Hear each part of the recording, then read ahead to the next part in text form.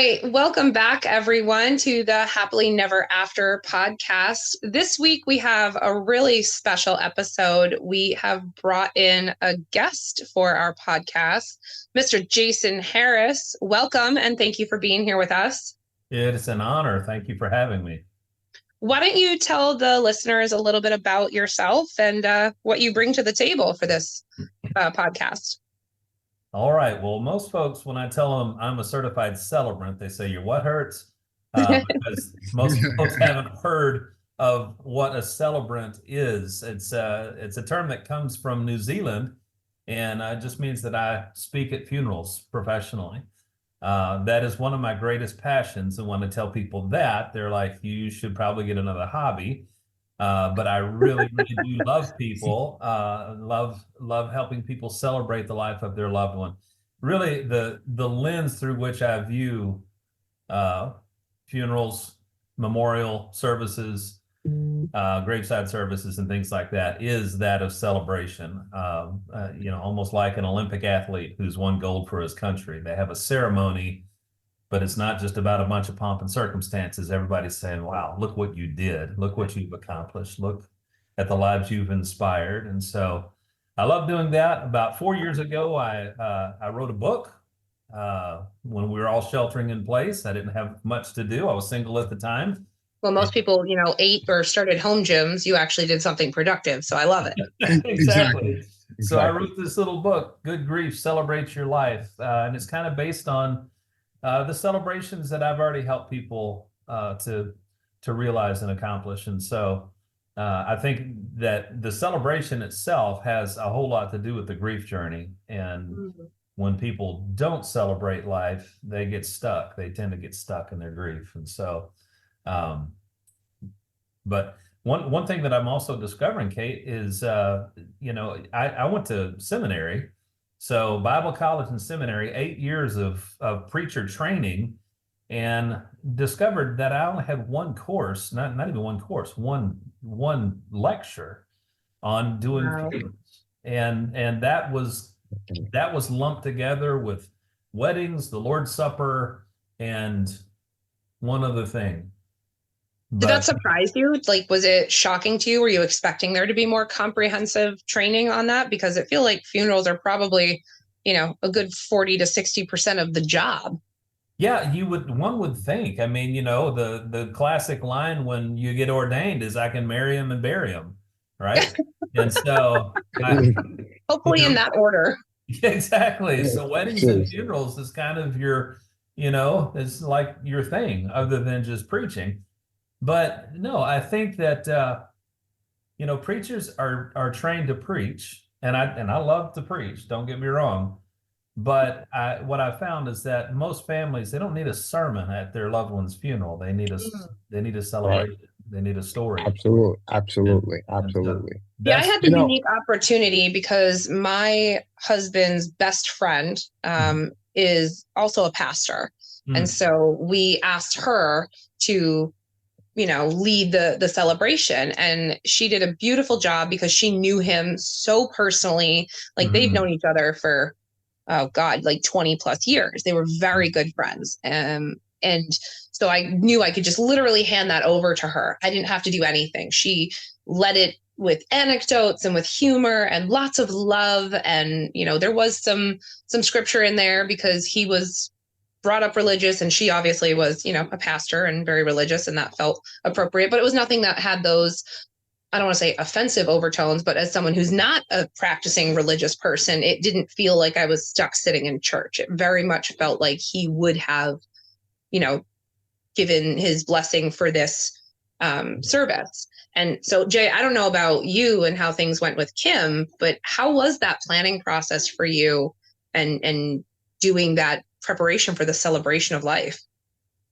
You know what? There really wasn't much on my end because my in-laws, my mother-in-law and her friends, they took care of that. They just gave me the bill. That was what that was. But honestly, I kind of understood that because one, that was her daughter. And although Kim and I were married for a long time, you know what? Uh, she she really wanted to see her daughter off, you know, and the minister of the time of the ceremony happened to be um her her husband's frat brother. Mm. And so it Your was, mother-in-law's husband's frat brother or Kim's? no, my mother-in-law's I was husband's like, this frat feels like brother. Yeah, Spaceballs, where like my yeah. mother's brother's hamster's cousin's I'm college sorry. roommate. Like, My mother-in-law's husband's Mm. gotcha. frat brother. All right. The And coffee hasn't so, kicked in yet. I wasn't following well. all good. But it was, it was that it was a good ceremony because first off, uh there were a lot of people that were there. I mean, literally over 700 people were there. Mm. Wow. Wow. And I That's mean, big. yeah, I That's big. always say this woman had like an Aretha Franklin funeral. Seriously. Mm. You Well, know, she was also a kindergarten teacher, so she had like that's what it was. touched It a was lot of like lives. Yeah. she Yeah. We I had a mean, lot of people at the calling hours, the wake. I grew up Catholic, so it's a wake, which I never understood that terminology either. It's like they're not awake, but it is a wake, I guess. I don't know. My well, you know understanding what? of the term was when they first started doing that was literally to see if they would wake up to make sure that they, Oh, Right. yeah, and so there's a people fun would, factoid for you. I love would sit trivia, around especially at what the it's about. wake. Yeah, Huh. Jason, it's yeah. interesting that you said you were in seminary. My mother's a fully ordained minister, and it's interesting because you are right. It funerals are on the job training. That's what it is. It's Mm-hmm. like, I remember when my mother did her first funeral, Mm-hmm. and she was like, I really, I'm not prepared for this. Had Mm-hmm. to, she actually reached out to other ministers who were more seasoned at the time to do so. It, I don't know why in seminary they don't necessarily um make that a prerequisite, because Well, I think it's similar to other things with death. We don't talk about it, and it becomes habitual to continue to not talk about it. So that's why I'm really excited to have Jason here, because we're going to talk about it. absolutely. So Jason, what would you say is your approach when you're preparing for a celebration for a family? Well, the I'll tell you one of my biggest challenges at the funeral itself is overcoming. As a matter of fact, I almost immediately hit this elephant in the room from the outset, and that is who's the bald guy and what's he doing speaking at my grandmother's funeral or whoever it is, because immediately we kind of get our back up if some stranger is going to eulogize our loved one. And I'm sure there are people listening that, either have had a bad experience or know someone who had a bad experience when some stranger gets up and mispronounces everyone's name in the obituary, and it just seems so surreal. I mean, I've often said I don't understand why some pastors have the need to shift into reverend, and What's the difference? well, they get up in there.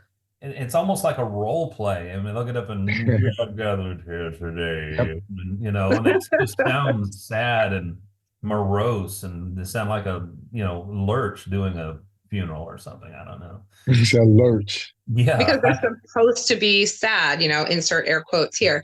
They're supposed to be, right. sorrowful but I don't agree with that philosophy at all. And Same. Craig always Neither said do that I. he wanted to have a casket covered in bumper stickers and have one of those little propeller hats and be wearing a t-shirt that says I died and all I got was this crummy t-shirt. Like, he was such that sense of humor guy, which, Well, funny that we ended up just cremating him instead. But I digress. He would be rolling in his grave right now, but he's cremated, so it's more like having a rock tumbler. It's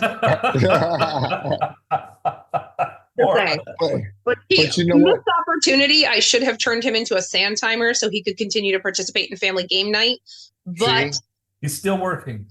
You know what, Jason, so he has such a great sense say, of humor that I think being able to add that component to the celebration is more authentic for families. So I love that you bring that real, like, you bring their essence into it, and it's not just a script that you're reading, is what it sounds like. Yes, and I'll get into that in just 1 second. Jay, you started to ask a question. Yes, I wanted actually more of a statement. Okay. I love the fact that you consider a funeral more of a celebration, because I speak to people about empowering themselves through their grief. And a big part of that is actually getting them to understand the aspects of celebrating and honoring. What happens is, obviously your mind, your brain is thinking on the emotions of grief and frustration. But the reality is, when you channel your mind to look more of it as a celebratory affair, then you're also shifting the negative aspects of the grief. It's not as morose or morbid in that respect. You're celebrating, like you said, the person's life. You're not upset over their death. More or less. Because a life well lived deserves to be celebrated. Exactly. Wouldn't it just be crazy? I mean, let's go back to the Olympic illustration, because I use it often. But wouldn't it be crazy if an Olympic athlete getting gold for his country, if all they talked about during his medal ceremony is how sad it is that the race is over? Gosh, I mean, this was all so cool, but it's gone now, and now there's not a. But instead, I mean, before the race, if you watch Olympics coverage, they show this athlete when he was 5 and when he first set foot on the track, and when they tell stories about their life, and now look where he is, and look what he's accomplished, or look what she's done, or whoever it is. And so I often use that illustration, and they don't, it's really not about the credential of the person that's celebrating them. It's, they don't get some kind of, I don't even know what would be an equivalent, to a pastor or a preacher to do the medal ceremony, because it's about the person, it's about the athlete. And so, but back to your original question, Kate, as far as 95% of the funerals that I celebrate, that I am a celebrant for, is for someone that I didn't know. And so the reason I need to overcome that in the beginning is to say, look, it wasn't my privilege to know this person in this life. And so I recruited some help. And so I immediately say that I've spent hours with this family, and they've been telling me about his life, her life, or whatever. And so that's why I created the 5 questions. The 5 questions that are talked about in the book, Good Grief, Celebrate Your Life. There's about 4 significant applications to these questions, but it started just with me wanting to know more about the person whose life I was going to celebrate. I love this. And I think, again, it's just such a really genuine and authentic way to collaborate with the family, because it's all such a very overwhelming process, especially when we think about it in the context of losing a spouse, right? Like for both Jay and I, we went through the most abhorrent loss we could have. And that's not to say that, losing a child or a parent or a sibling is any better or any worse. It's apples to oranges, but they all live in the same produce department. It is, losing your spouse is losing 50% of yourself, sometimes more. And having to wrap your head around filling out a questionnaire, or, some funeral homes will give you, to do the obituary. The funeral home that I was with, they literally gave me this blank, looked like a standardized test essay document, and it had a couple questions on it, and then I'm supposed to just write with a number 2 pencil and then submit that to the local newspaper, and that was good enough. And I was like, no, this feels so clinical and washed and diluted, and it wasn't and so I kind of really took my time with it, but some people don't have that bandwidth. Right. So I'd love to dive in deeper about these 5 questions, and maybe we could do a little bit of them. I know you and I have previously talked about them, but how can we look at it specific from a spousal loss perspective and help our listeners out there either reframe a bad experience that they've had and do this as an exercise on their own to feel reconnected, or to have this in preparation if it hasn't happened for them yet? Absolutely. And one of the things I love about the 5 questions, Kate, is, that's how I discovered the second application to these 5 questions, is that the first application is, how do I write a eulogy that is going to be, top shelf for the family? If I didn't know this person, that's the basis for the questions. But I've also discovered that, Kate, if you and I, got on a plane at the same time, and we were seated next to each other, and I didn't know you at all, I'm gonna get to know you. That's just who I am. I'm that guy. Yes, unless you put the earbuds in and stare out your window and leave me alone. And then you'll give them 5 minutes before you're tapping on their shoulder. I might. I might wait for the food cart to come around or something like that. But no. What I've discovered, when people ask me what I do, and I tell them, well, it's going to sound strange, but I love speaking at funerals. I'm a certified celebrant, and I do a lot of aftercare, that is grief support. And that no sooner falls out of my mouth, and the person that I'm talking to will almost always say, wow, where were you 2 years ago when my mother died? They will tell me about somebody they lost almost every single time, without exception. And so the very first time that happened, after I started using these questions to write eulogies, I just naturally said, do you mind if I ask you a few questions about your mom? And I've still not had anybody reply, no, I don't want to talk about her. Because the truth is, grieving people not only need to, but they want to talk about the person that they lost. And that's very counterintuitive, because a lot of times we're so uncomfortable with someone else's grief.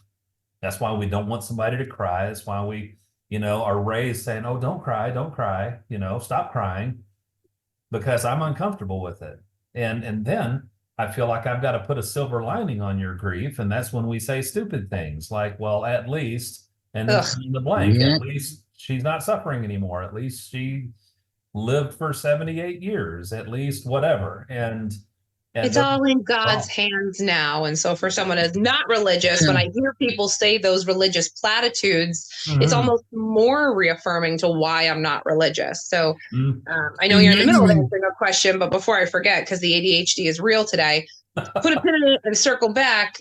How do you work with families who aren't overtly religious and may have that, pushback against their preacher, reverend, or not wanting scripture, or whatever those feelings of religious pressures are?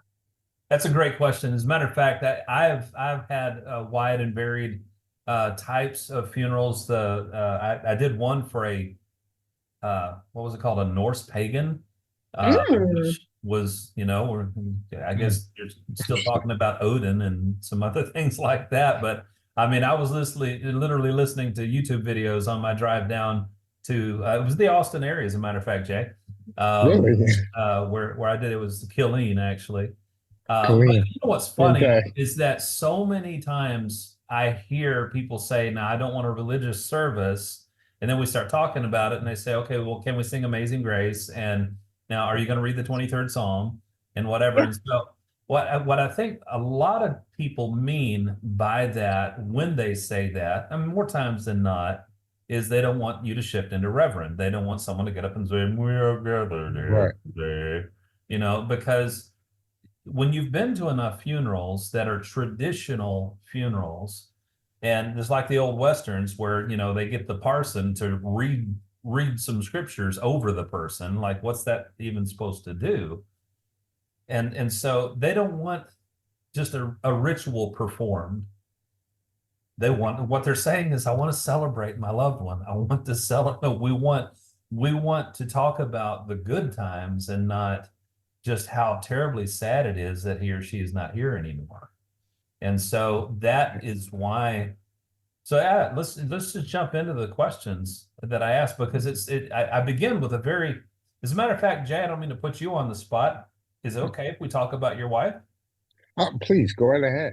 Okay, Go right ahead. tell me her name. Kim. Kim. I have a sister named Kim. So the first question is, what did you call Kim? Did you have any pet names for her? Actually, it was either baby or kid. You know, Kid, like a baby goat kid, like what's up, kid? or kit, You know, like the Knight Rider kid. car. No, KID. You know Oh, what I'm kid, saying? got it. What's up, kid? How you feeling? You know, I love I that. mean, that's how we met each other when we were 18. And You were you kids. know, we literally were kids. Yeah. And it was just like, you know, it was I mean it was interesting. But yeah, kid is probably what I call her the most. How long ago did she pass? 2016. 2016. Did you have any grandkids? No, no. We have two beautiful daughters, 26 and 22, and no children from either of No them. kids yet. Yeah. Uh, Well, the reason that I asked that question right out of the gate is I want to know, what are the terms of endearment? Because, when a preacher is handed an obituary 15 minutes before a service starts, first of all, he hasn't had time to read through it to see if he knows how to pronounce the names.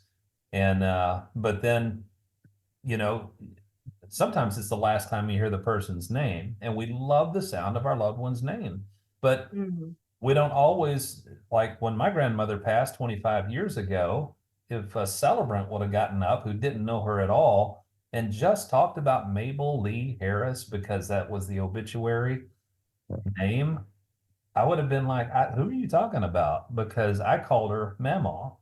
And so I listen for terms of endearment. I may make eye contact with grandkids on the first or second row and mention their Gigi or their, whoever. My daughter calls my dad Pop Pop, so like I can hear that now. Pop Pop.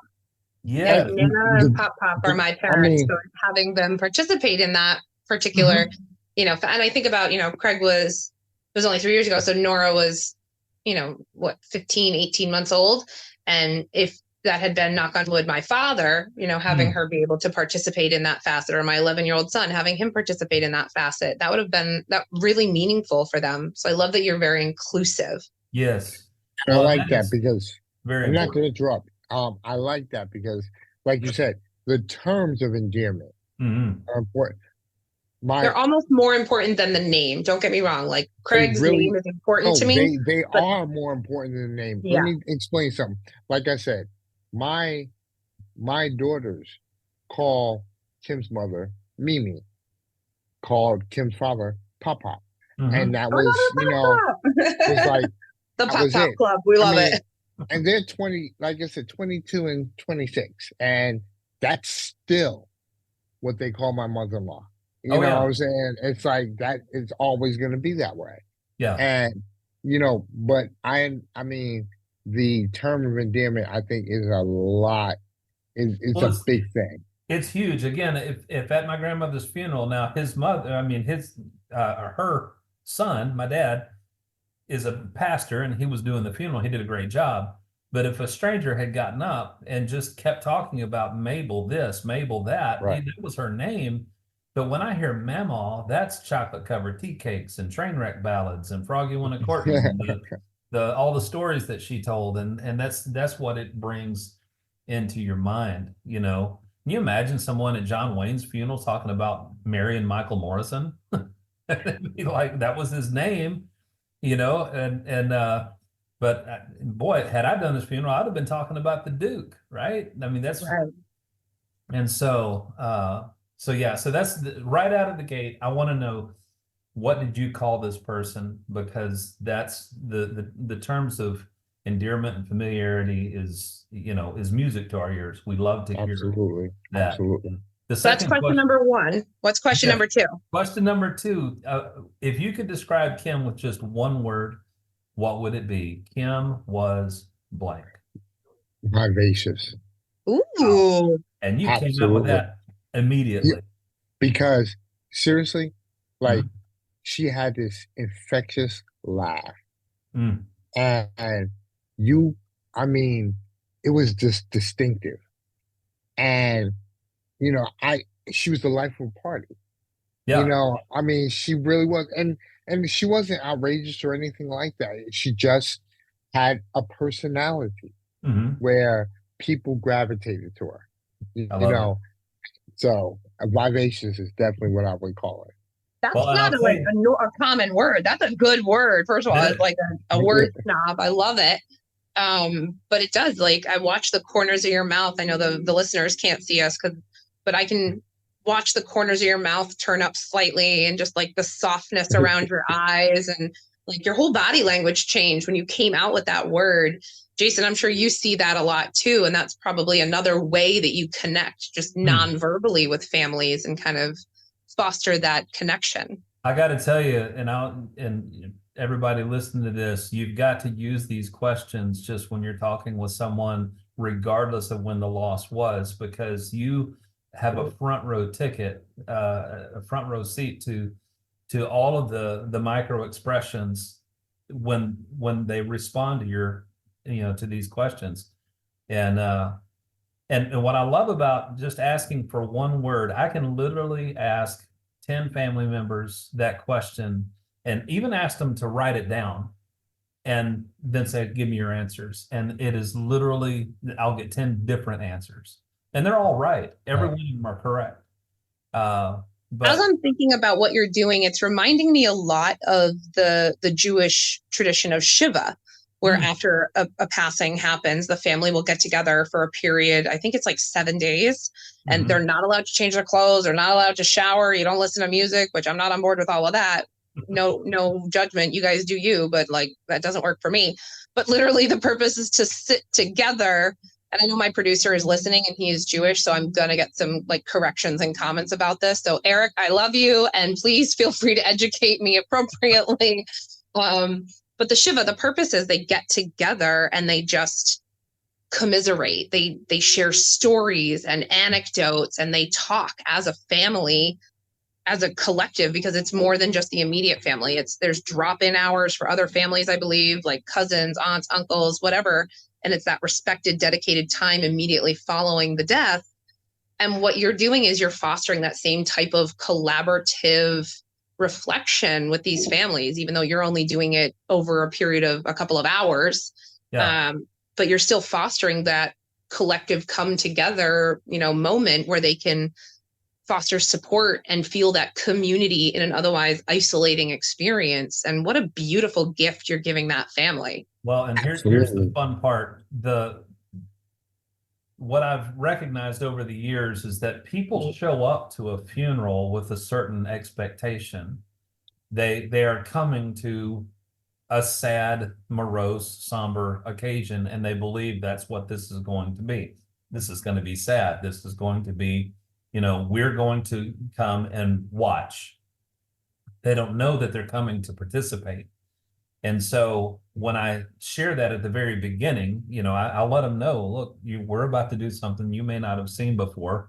It is going to be a little different. And the first thing I ask people to do is just use your imagination and not think of this place where we're sitting as a funeral home chapel or a church or wherever we are. Rather, I want you to think of it as a giant living room.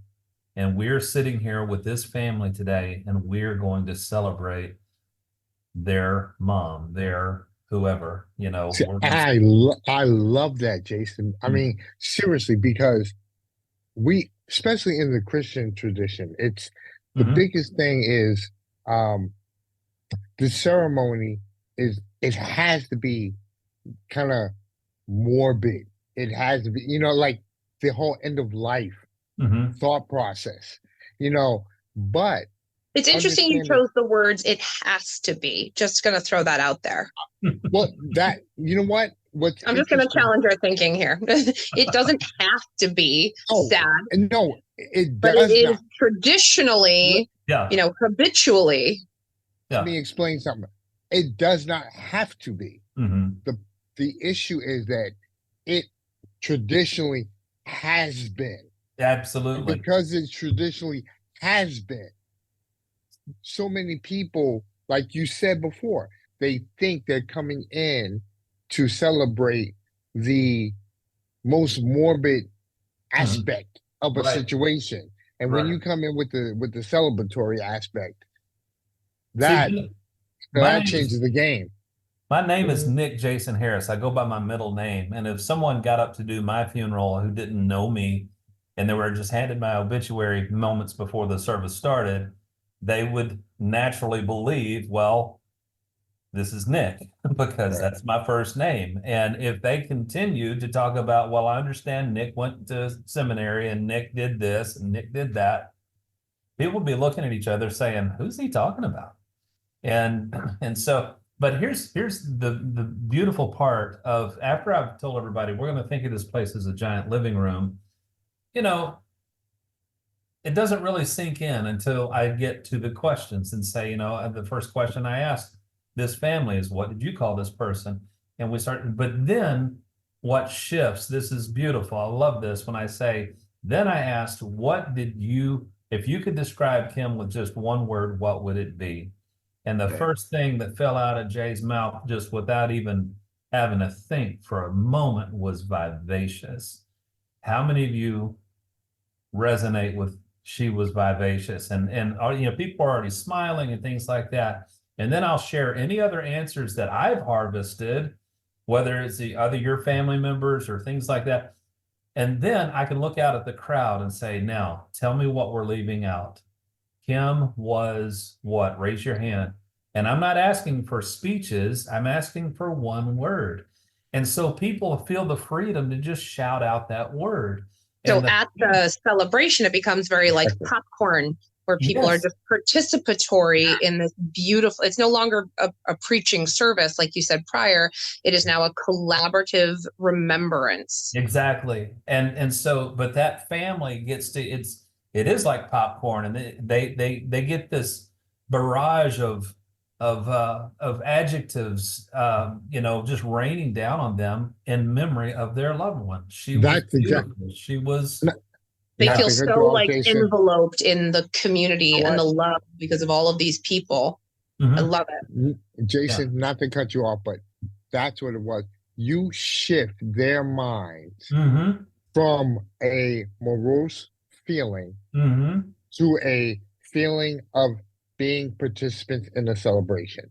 Yeah, you literally see everyone's shoulders relax. Yeah. People start smiling, and then they start planting their tongue firmly in their cheek, and they'll start saying things like, well, she was sassy, or she was stubborn, or she was whatever. They might say something that, everyone knows I'm being playful here, but I don't mind saying that she had a little attitude or whatever. And so people start chuckling. And then the third question I ask, what's one of your favorite memories of or with this person? And I qualify that by saying, this can be a general memory. We love going to the movies together. Or it could be, I'll never forget the time. And when I ask family members, can't wait to hear what Jay's answer to this question is, because I know he's already told me, Jason, you'll have to go back and listen to some of our episodes because we've been commiserating for a while now. But he's told me some stories both on camera and off camera. So I'll be interested to hear what he comes up with for this question. You know what? I'll tell you something. It's crazy because from the first time I met her to every time we go out, Kim was a very simple woman. It was hamburgers and French fries, no matter where we went.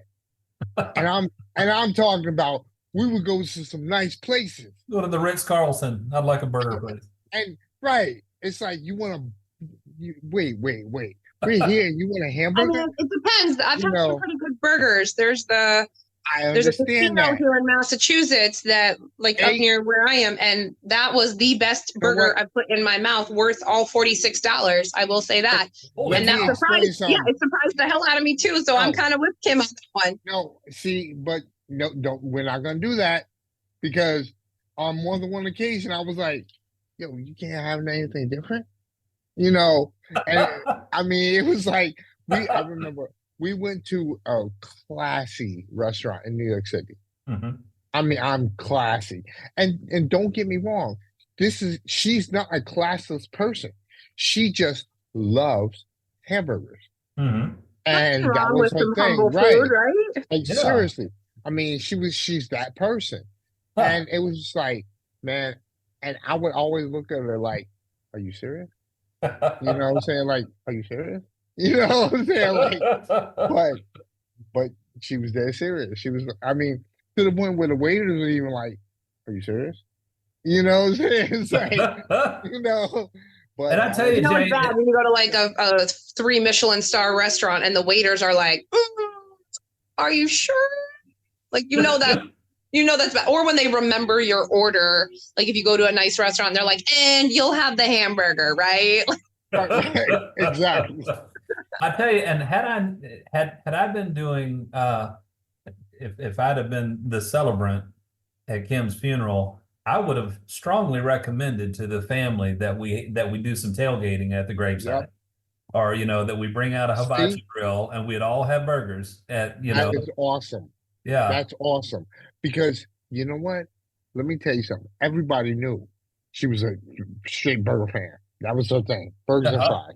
You know, It really is everybody giving the knew it. family permission to do what's appropriate versus what they're supposed to do, Absolutely. right? Like we're supposed to show up in suits and dresses and black, and we're supposed to be hushed tones and, quiet and reverent and respectful. And we're supposed to eat, really bad cheese and crackers and boxed wine. We're not supposed to tailgate and have cheeseburgers and listen to, Right. for Craig, it was Weird Al Yankovic. That's what we did at the funeral. He was a huge Weird Al fan. It was the wake the night before. So he had an iPod because, old school, but really tech savvy. That juxtaposition was always wild to me.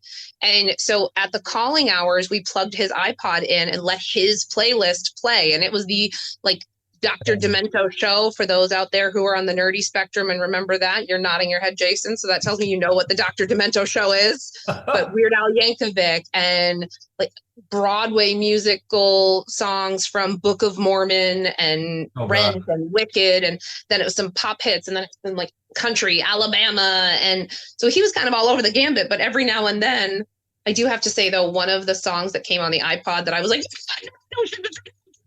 if you've ever seen the Broadway musical Avenue Q, hilarious. It's the Muppets for adults. Yeah. One of the songs from that Broadway show is called The Internet is for Porn. And that starts playing at the calling hours. And I'm like, and mind you, I am so checked out emotionally, but I hear that in the background and I start, I was like, ugh, I don't even know. Like throwing a chicken off a roof. I was just like so flustered. Like, someone switch this on. Turn it on. Turn it on. It's funny because I hear all the time when we're doing this, because I mean I'm like old school. Would you even know the reference for Donahue? But someone who walks around with a microphone. I've walked around with a cordless mic, at these services. Like a Sally Jesse Raphael type situation, because you got the glasses that are fancy just like it. Again, I know the listeners can't see you now, but there you got the Sally Jesse glasses. So when I'm asking for these memories and things like that, people a lot of times will they'll begin by saying, well, I don't know if this is appropriate or not, and it's like everything is appropriate. It's like, absolutely, this is going to be good. If you're about to share something that you have to question whether or not it's appropriate to bring up at their celebration of life, then please it's share. Absolutely appropriate, and the crazy. It's like a roast. It's like a Comedy Central roast sometimes too, I'm sure. You know what? And honestly, the more off the cuff, the better it is, because you know what? Everybody knows this person. And in the traditional funeral, everybody is trying not to talk about that particular truth. Yeah, it's what we're supposed to do in how the perception is, the society, and it becomes so whitewashed and bastardized that it's not, it's disingenuous to who the person is and the life that they led. And so I love that you make that more collaborative in the moment, kind of get that Who Wants to Be a Millionaire thing and put people on the spot, though, I'm sure. But you know what? But that's the way it needs to be, because if it's not, then it goes back to that traditional state of mind type of thing. So you have to constantly keep it, like you said, the who's want to be a millionaire type of thing. You know, continue to ask the questions, continue to evoke that response. I could sit here and tell you story after story after story of these anecdotes that are told at people's celebrations that people bring up that make people laugh. I mean, belly laugh. I mean, just doubled over, tears coming out of their eyes, laughing so hard. I remember we were doing an elderly lady's service, and just a couple of weeks before she passed, I was riding somewhere with her friends, and her seat warmer got turned on in the vehicle, and she thought she was having a hot flash. Here she was like 80 something years old, and couldn't understand why she was getting so hot, and her seat warmer was on. And but I could just there when I first started using these questions, I had funeral directors asking me, literally, one of them said, "What are you doing in there? We've never heard so much laughter coming out of our funeral home chapel than when you do services. Are you doing a stand-up routine? What's going on?" And it's just the answers to these questions that people give is, I mean, when you ask somebody what is one of your very favorite memories of or with someone, it's almost always when something bodacious happens, something crazy, something, and I'll never forget when this happened or whatever. And so, and then people start feeling free to share other stories and things. And so, yes, the short stories, the anecdotes and things. And then the fourth question, I'll just mention these last two. We've got a few minutes. Go ahead. Yeah. The fourth one is, tell me a life lesson that you gained from Kim, that something you probably do because of her, something she always said, something, the way she lived her life. How did she inspire you? What's a life lesson that you gained from her? Kate knows, I learned to cook. Now, let me explain something. My wife was a tremendous cook. I mean, tremendous. I bet she made a mean burger. Yes, she did, but that's the part that's the funniest thing. She knew how to cook everything in the world, but all she wanted to go whenever we went out, it was a burger. There's something about that simple pleasure of not only having someone else cook for you, but like just a simple burger and fries. Like, I get it. I'm vibing with it. Okay, Kim, I see you. But seriously, it was just like, what was interesting was I learned to cook it was kind of, I don't want to say on accident, but I was for like 6 weeks after Kim died, all me and my youngest daughter, my oldest one was in college. All me and my youngest was doing was eating fast food, eating takeout, eating what I called burgers, fast food burgers. Food. Yeah, burgers, but mostly McDonald's. See, no gourmet. It was like, or like charity food. Somebody would bring something and the communal casseroles. One day, I told Kate this. One day, my daughter came in because I had a friend of mine, a neighbor, I had made a lasagna. My daughter comes in from soccer, and she was totally like hungry. She was like, "Daddy, I need something to eat." So I cut up a lasagna. I'm thinking I'm a hero. She's looked at me and said, I can't say this on the air, but if you don't effing. Right. She was just like, "Yeah, I'm going to kill somebody." And I was just like, now how old was she? 13. So at 13, your daughter looked at you and said, "I will cut you if you feed me lasagna." Right. It was almost like, seriously, it was almost like I had put rat poison on a plate. But then, like, man, if you want to live to see tomorrow, you better get this out of here. But you know what? From there, we debated, and we finally went to the grocery store, and we made tacos. That was my very first like real meal of cooking, and we had a great time. And what was interesting was, like I tell Kate, listen, in 6 weeks, I hadn't seen that kid smile or laugh or Mm. anything since her Mm-hmm. mom died. Mm. But that night when we were cooking and having fun, you know what? I saw that kid come back. Mm. And so I said to myself, I'm gonna learn how to do this. I found my wife's old recipe books. I found all kinds of stuff, you know, and now I cook all the time. I don't even eat much fast food anymore. I mean, it's Mm. just like, you know, I stopped eating beef, stopped eating pork. You know, That was I the eat a lot catalyst more for a healthier. completely different Oh, lifestyle for you. Mm-hmm. really, it really was. It was, it gave me. I know Kim would be proud. Kim would look and I think her first question would be like, "Why didn't you learn this earlier?" Her second What the question, hell? right? Her So second when you question, say it was your first go with cooking, you mean like literally, like you would I burn mean, water. seriously, like yes, I told Kate, I said my running line was, "Look, man, I would burn water." What's that guy? You Yeah. know what I'm saying? But and then once I got into it. Mm. What was interesting about it was and a bit therapeutic, but that's a whole different, thing. But Yeah. that's what I No, learned from her. and I think, Jason, you have a really unique opportunity as families because that, Jay, is a beautiful story. And it's a story that happened after Kim passed. Jason, you're getting the stories and memories from, the relationship before the person passed. So, like, what Mm-hmm. a beautiful invitation to, like, look into the window of their lives. Again, I think about it from the spouse perspective. Like, I Mm. know when you and I talked previously, I was Mm-hmm. able to share some like really incredible memories that I had even temporarily forgot about. The jelly donut story, my favorite Yes. one. Yeah. And so Driving You know being what? able to, Hold up. If you're gonna go there, same. Now let me explain something. I couldn't stand Jelly Donut until all Kim would bring from oh Dunkin' no, Donuts oh is no, like the jelly donut story. I haven't told you that, Jay. no. All right, so we're gonna do this real quick. Buckle up.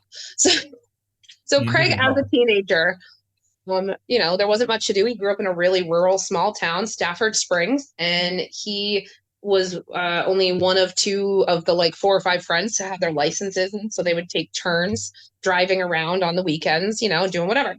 So him and a bunch of friends got the wild idea one time, like, hey, let's go hit the donut dip and get some donuts. And so they went and they got a dozen jelly donuts. And then they decided they were going to go driving on the highway. And they would motion to other cars to roll your window down. And they would like do the pantomime. And of course, the person driving next to them is like, what? And they're like, roll your window down. And so finally they'd roll the window down. Craig, sitting in the passenger seat, would say, do you want a donut? And it, what? And then he would hold up the box of donuts. And of course, everybody says yes to a free donut. So they would like Fast and Furious this stuff and pace the cars next to each other. And he would Until hold the they box got the of donuts donut. out the window. But then the driver would tap the brakes at the right time. So the person would have to grab the donut. And what happens when you grab a donut that is filled with jelly? Yeah, it's squeezed. Yep. And Yep. then they would speed off and laugh about it for 20 minutes until they found the next poor sucker. So the jelly donut story is one of my favorite anecdotes I was not there to experience it, but the number of people to this day who knew him were like, oh my God, we used to go and pass out jelly donuts on the highway. And I'm like, oh God. So Kate, had I Such a done, testament to his like sense of humor and his character and That's how that's fun funny. he That's was. funny. now, That's now funny. see, Kate, had I done Craig's service, we would have had We would jelly be donuts. passing out jelly donuts. Yes, they absolutely would have had jelly donuts for everybody. I did we had a peanut butter toast for one guy that he absolutely loves peanut butter and crackers. I That feel was like I missed just, an opportunity because that would have been really perfect and resonated with the people there. yes. And it was almost like passing out communion. We had this huge platter of peanut butter crackers, and once everybody got their peanut butter cracker, everyone raised their cracker toward the casket and See, said now I feel like I salute. missed an opportunity. And if I could go back in time and do like a jelly donut toast or something, like So Craig was, I say ordained minister in Rabbit Ears because he, again, had a great sense of humor. And have you ever heard of the Church of the Flying Spaghetti Monster? If you haven't heard it, go Google it. No. So Christmas for him, you have to go Google it. We don't have time for me to dive into it, but go Google this, the Church of the Flying Spaghetti Monster, not sponsored. And so I paid the $20 to have him ordained as a pastor, or a pastafarian, as what they called it, of the Church of the Flying Spaghetti Monster. Oh, yeah. So I have the Gospel of the Flying Spaghetti Monster. He boiled for your sins, him and his noodly appendages. I digress. But anywho, so he would occasionally pull out the card that he carried in his wallet and say, well, I'm an ordained pastor. If there was a long wait at a restaurant or something, he'd be like, well, what does this help? And people would laugh. And usually it did. So yes, I love it. I digress. So that's question number 3. Yes. I've lost track. The final question, that was the 4th question. Oh, that's 4. So what's question number 5? The last question is the most emotive question. I usually warn people. And that is simply, if Kim could speak to you one more time today, what would she say to you? Man, you know what? I don't know. I'm hoping it would be I love you, but I'm not really sure if that would be the case. But you know, did you give me a burger? You know, I mean, now that's I know what she would say. She would tell you she's proud of you. You know, you know what? I mean, hey, I would hope so because, like I said, I mean, Kate knows. You know, my youngest daughter's about to go to law school at UConn. My oldest daughter, my oldest daughter, college. Yeah, it's. I mean, the fact that against all odds, against the odds of everybody, they were like, "You can't raise these kids, not by yourself." Not as a man. Which is also another widower perspective thing. I digress. I promised Kim before she passed, I promised her I was going to take care of these girls. So, Kate, you're right. I think she would say that. Yeah. She would say, I'm proud of you, man. Yeah, I believe you. I believe you. And that, now watch this. And by the way, thank you for being that vulnerable in front of the audience today and the listeners. No problem. The reason that I decided to write the book, I mean, I already thought, well, it'd be kind of cool to write about the 5 questions and tell some stories of how they've related to these services and things. But it was when I first sat next to someone on the plane and used it apart from planning a funeral and just using these as related to, just grief support. And by the way, I so strongly recommend these 5 questions just when somebody says, I just lost a loved one or whatever, or if they're talking about, wow, this week will be the 3rd anniversary of my father's death or whatever. Anytime it's brought up, instead of the common cliches that we always go to, just let it be. You might have asked you a few questions about your father, about your mother, about this person that passed away. And because what it does, it allows them to speak. It allows them to talk rather than you trying to just diffuse the sorrow or the sadness or the grief or the awkward moment, or whatever else. It just, hey, let's talk about your mom. Let's tell me, what did you call her? What did the grandkids call her? What did, and all these things. Now, the reason that I wrote the book is because the second application was the grief support, but I introduce a chapter that says, don't wait until death. Don't wait until someone dies. Use these questions at your next family reunion. Use these questions at the next Thanksgiving, Christmas. Put everybody's name in a hat and draw somebody out and say, you know what? We're going to talk about Kate today. I love that. Yeah. Not talking about Kate specifically, but that was I love talking about me. Didn't you know how humble I am? I love I love that idea. Like, what a different approach to Thanksgiving, which again, I feel that's a hard holiday for me because Craig's birthday always fell on or around, and that was how we celebrated his birthday. Was usually birthday cake after dinner on Thanksgiving. So what an incredible way to shift that now very like awkward and sad time into, and it doesn't have to just be about Craig. You're throw the names in a hat and throw Craig's name in there too. And go through these questions throughout the day or the couple days. And what a beautiful way to reframe that. So thank you for that. You're welcome. Jason, that's perfect. And not to cut you, I'm sorry. That's all right. But like Kate, you know, Kim passed away near Easter.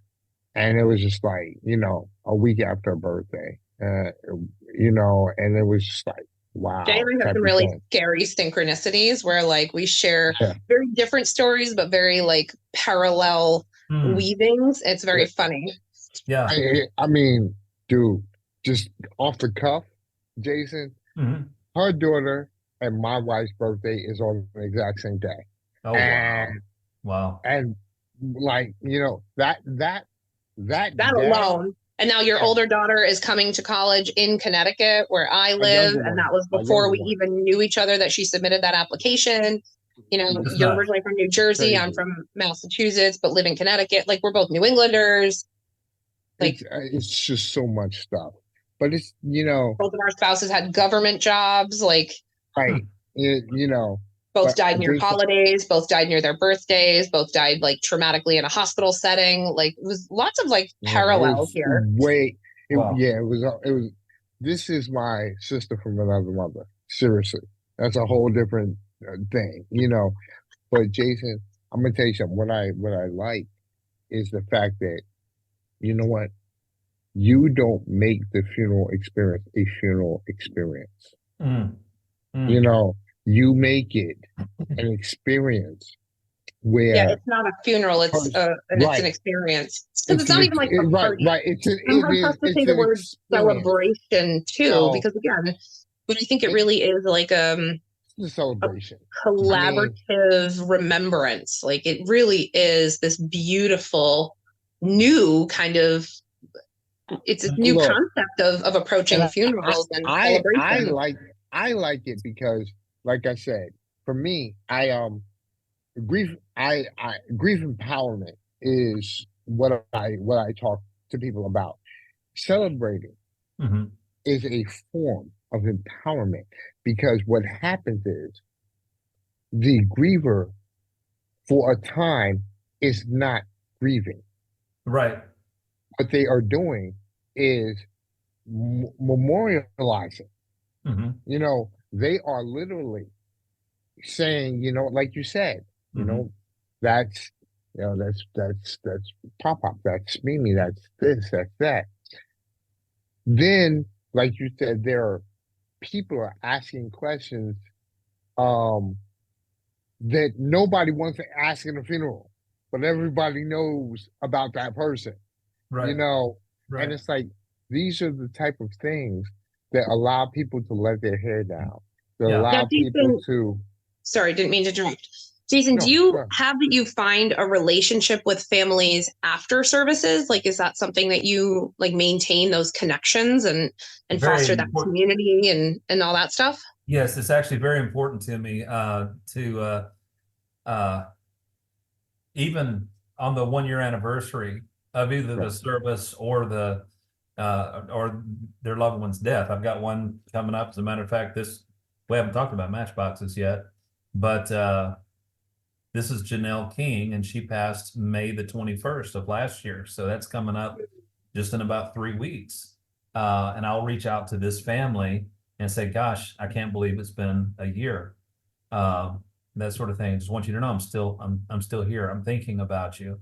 But yeah, let me just. Yeah, so that was going to be my next question because we're about at the end of our time. But I do want to ask you, what are some things that people can do to, you know, have a more fulfilling celebration? Or I'll give you the opportunity to share the Matchbox to stay connected and be a better support person after someone in their circle is passed on. That's such an important question, Kate, because as both of you know, it's real easy for the family to feel abandoned after the funeral. Absolutely. They there's Absolutely. just, I've always said we've got the grief support system flipped on its head, because everybody shows up at the funeral when the family is feeling numb, when the family is feeling almost nothing. I mean, they're sad, they're devastated, but they're in this They're in shock. almost. They're in Yeah, shock. they're wanting to wake up from a bad dream, and so they're on autopilot, and so it's almost like in this, you know, bubble, echoey kind of dreamlike, that they're hearing things, processing things, and they know that they've said 100 times at a funeral, thank you for coming, thank you for being here. They're saying this to faces as they appear in front of them. But 2 weeks after a funeral, they couldn't name five people that were at the service. That's why we give them a book. I have no idea who was there. Like, I have a handful that I know, like, you know, his kids and a couple like friends. But if you ask me to list names, I would get like maybe 6 out, and then I'd be like, I don't know, but I know more than 6 people showed up. I have no idea. That's why the funeral home gives you a book full of everyone's signature. Trust me. And people remember to sign the book, because if you don't have, it's like a wedding. If you don't have someone standing there like, sign the guest book, does everybody sign it? That's a tradition that's going away as we move into a newer world. So not everyone does the guest book, or they do the digital comment section on the funeral home's website or what have you, which is all fine and dandy. But I love that you do this matchbook thing, because I think it's just another way to help reaffirm that connection, and it takes the obligation off of the griever and puts it back into the hands of the support person. So why don't you tell us about the matchbook? Tell us about the matchbook. Let me just explain it real quick. Something I started doing about 5 years ago. I can get a 10-pack of these matchboxes from Walmart for 97 cents. And then I've got a little template on my computer that I can make labels that fit perfectly on the front and the back. And so on the front of the matchbox, I will have a photograph of the loved one who has passed. And on the back, there's some, just personalized things. If someone loves photography, I did a photographer's funeral just recently. And so there was, a little character taking pictures, and there was a yoga pose, and there was a wakeboard or something like that, a paddle board. But that's really kind of superfluous. It's just customized, to represent who they are. Right. And so, but I'll get up at the end of a service and I will address the crowd of people who came, and they say, I'm going to tell you on behalf of this family today, I want to thank all of you for being here. Some of you took off work to be here today, and they really appreciate your presence. But I'm going to tell you something you may or may not know. They really don't know you're here. And I'll say that right in front of the family. And I'll tell them, look, in just a couple of weeks, if I ask anybody on these first 4 or 5 rows, name me 5 people who were at the service, I said, I'm going to get deer in the headlights. And I said, it's not because they don't appreciate you being here. They just don't know you're here. And so here's what I want you to do. You realize that this family is about to go through an entire year of firsts. My goodness, in a couple of weeks is going to be Mother's Day. And that's going to be tough for anyone who's lost a mother, especially. After that, we got the grads and the dads. We got the graduations where you might have a senior in high school who is not going to have their grandmother there present, and they wanted her to be there and whatever. But all of these experiences, your first birthday, your first, Thanksgiving, Christmas, all these times, that's when all the crowd of people that is here today, they're all going to be gone. They're all going to be back to their lives. So I want you to take one of these matchboxes home, put it in your kitchen junk drawer, because I know you got one. Everybody has one. Some of you have. Some people have more than one, right? Right. This is my row of junk drawers. So throughout the year, when you go to light birthday candles for a kid, nephew, or your son or grandson or whatever, if you're gonna light dinner candles before you enjoy your hamburger, if you are going to have a fire in the fireplace, or whatever, even if you are just going for that pair of scissors or a roll of tape, and you roll that drawer out and you see her looking up at you, You don't need the matchbox to remember the person. I want you to reach out to her spouse. I want you to reach out to her children, to her sister, to her someone on these first 4 rows, and just say, hey, you remember those matchboxes that weird bald guy gave us at your mother's funeral? We just used those today, and I want you to know we really miss her. And I tell people at the funeral, I do a little education here. I tell them, look, if you're going to say something stupid, I tell them, if you're going to say something stupid or insensitive to the family, then you don't get a matchbox. You just let it. Like if you're going to gnaw on some shoe leather, then you don't get one. That's right. That's exactly right. So if you plan on saying anything that starts with at least, you don't get a matchbox.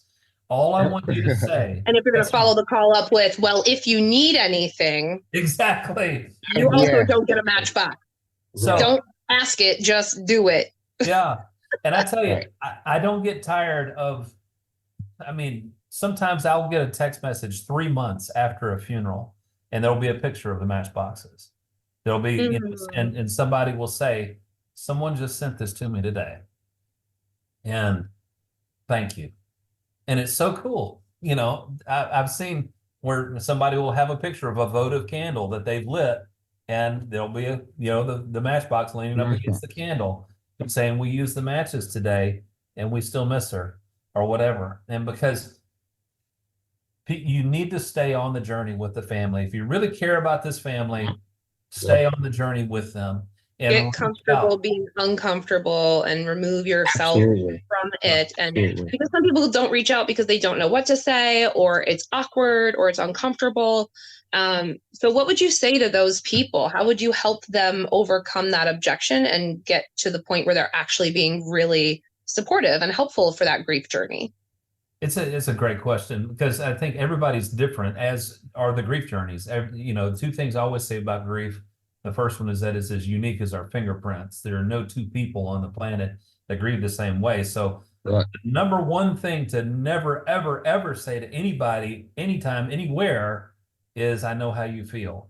Because you do not. Please never, ever say that.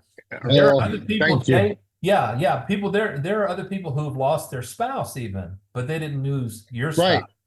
I usually say something like, I speak a similar language. Right.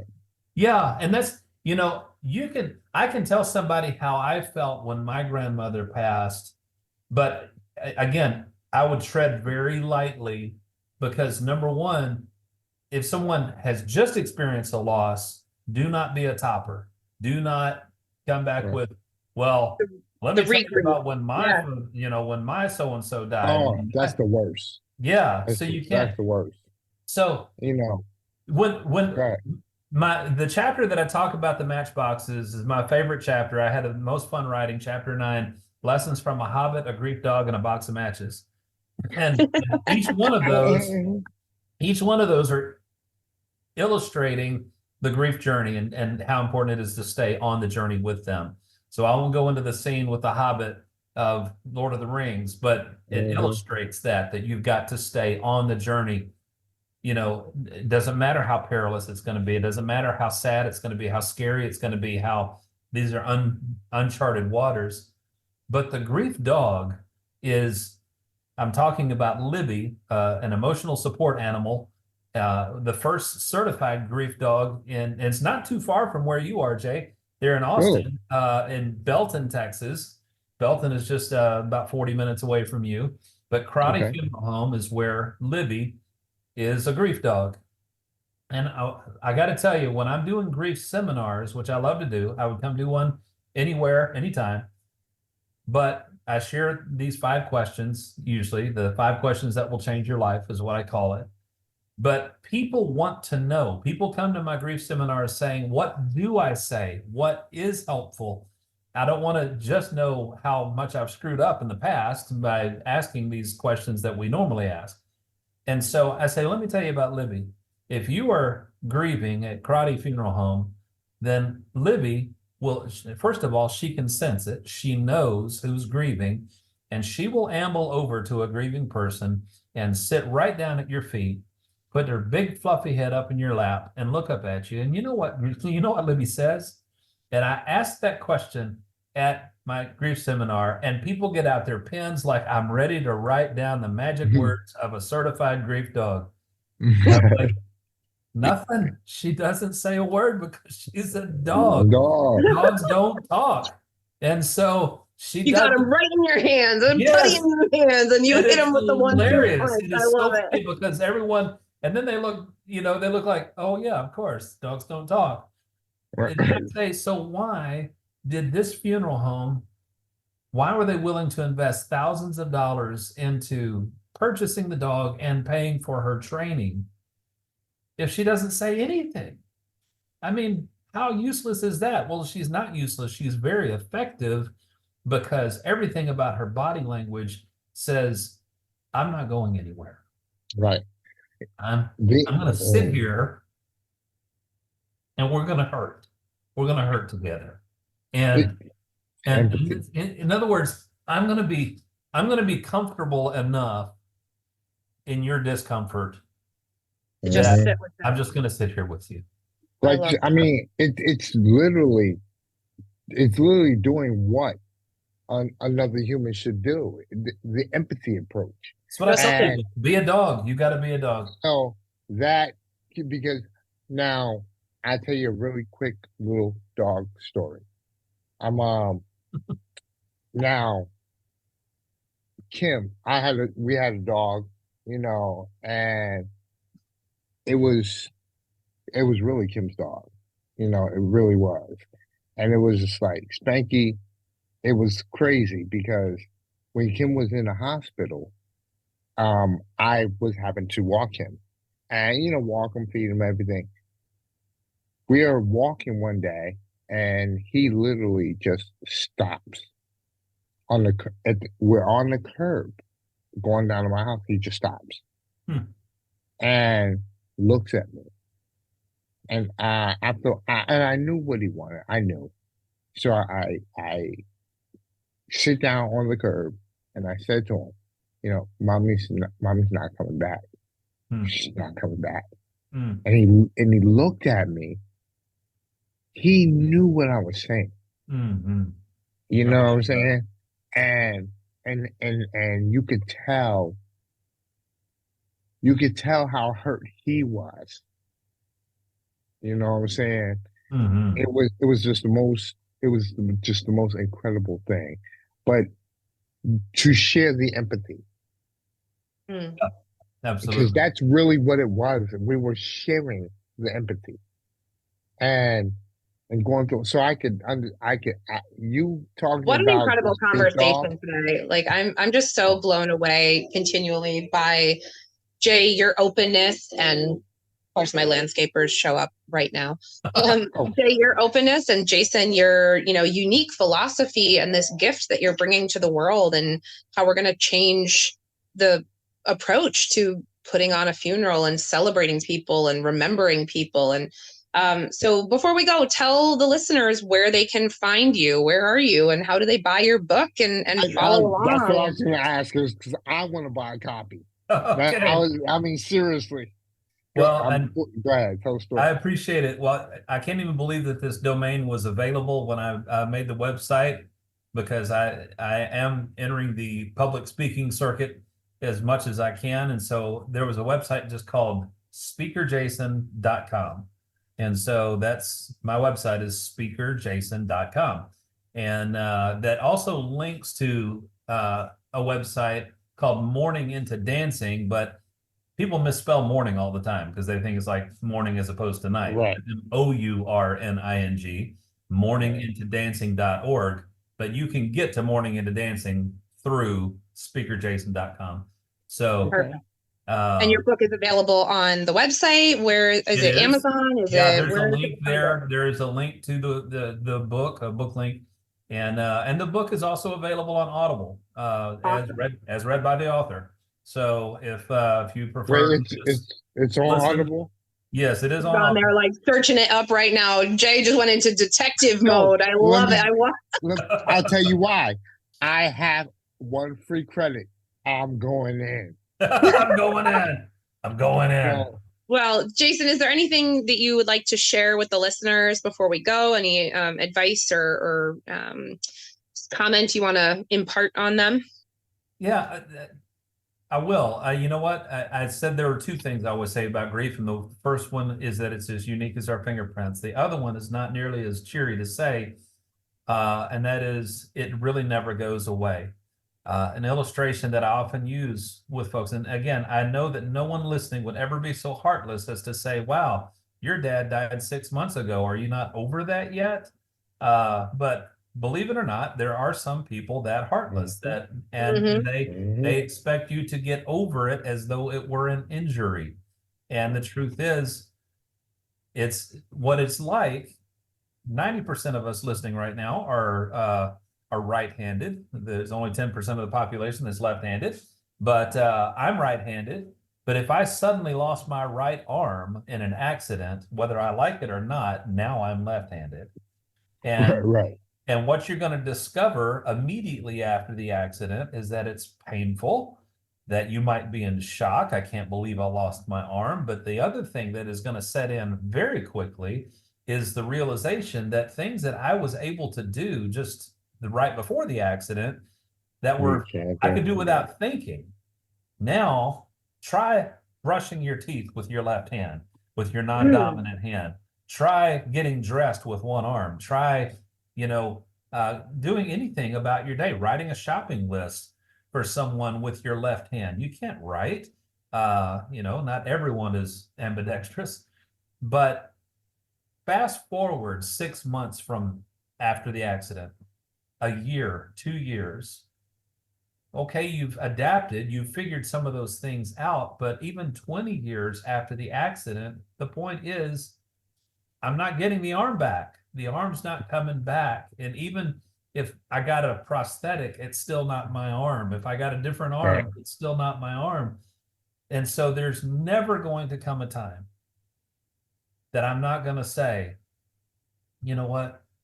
I'd give anything to have that arm back for just 5 minutes, for 20 minutes, for an hour, for a day.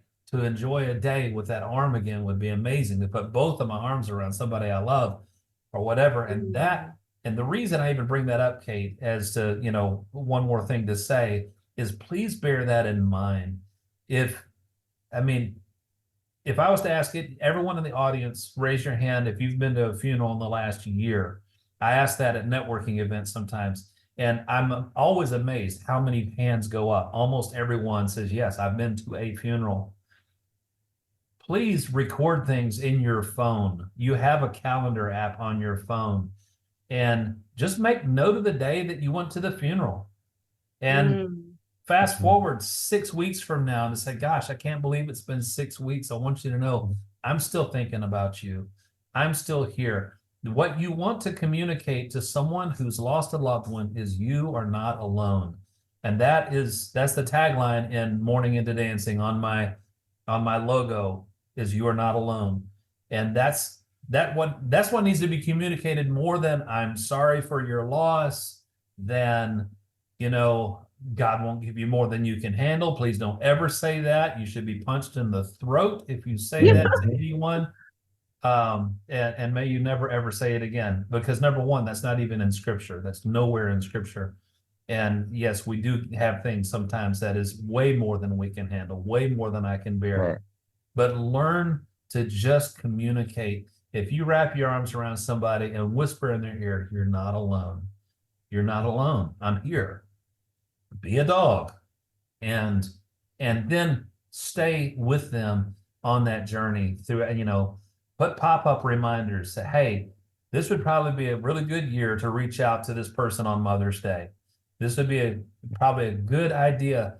I want you to know, when I send a group text to families that I've worked with on the 1-year anniversary of their loved one passing, I get responses instantly. Immediately, people respond back, wow, thank you so much for remembering. Thank you so much. People are not